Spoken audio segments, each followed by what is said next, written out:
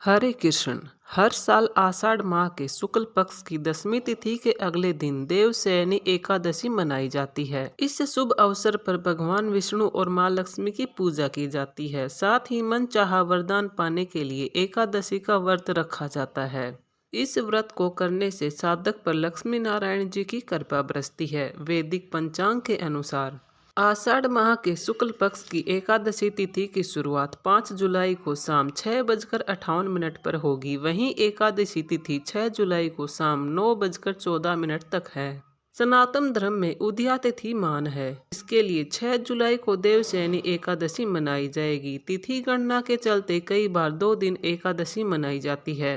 इनमें पहले दिन सामान्य जन एकादशी का व्रत रखते हैं, वहीं दूसरे दिन वैष्णव जन दूसरे दिन की एकादशी का व्रत रखते हैं। मोक्ष की कामना रखने वाले साधक दूसरे दिन एकादशी का व्रत रखते हैं। इस साल 6 जुलाई को देवशयनी एकादशी मनाई जाएगी। ज्योतिषियों की माने तो आषाढ़ माह के शुक्ल पक्ष की एकादशी तिथि पर साध्य योग का संयोग रात 9:27 तक है। इसके बाद शुभ योग का निर्माण हो रहा है। इन योग में लक्ष्मी नारायण जी की पूजा करने से सभी प्रकार के शुभ कामों में सफलता मिलेगी। इसके साथ ही त्रिपुष्कर योग और रवि योग का भी संयोग बन रहा है। देवशयनी एकादशी का पारण 7 जुलाई के दिन किया जाएगा। 7 जुलाई को सुबह 5:29 से लेकर 8:16 के मध्य साधक स्नान ध्यान कर विधि विधान से लक्ष्मी नारायण की पूजा करेंगे। इसके बाद अन्न धन का दान कर एकादशी का पारण करें। देवशयनी एकादशी की पूजा विधि। देवशयनी एकादशी पर पूजा से पूर्व पूजा स्थल को गंगा जल से शुद्ध करें।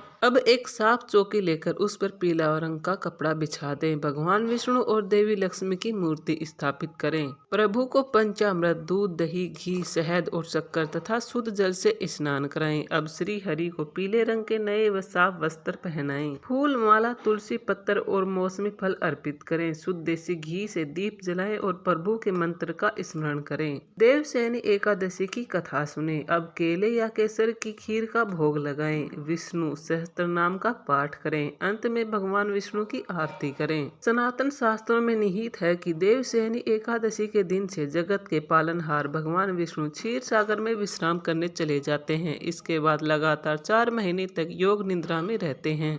वहीं कार्तिक माह के शुक्ल पक्ष की एकादशी तिथि के दिन भगवान विष्णु जागृत होते हैं। इस अवधि को चातुर्मास कहते हैं। चातुर्मास के दौरान शुभ और मंगल कार्य नहीं किए जाते।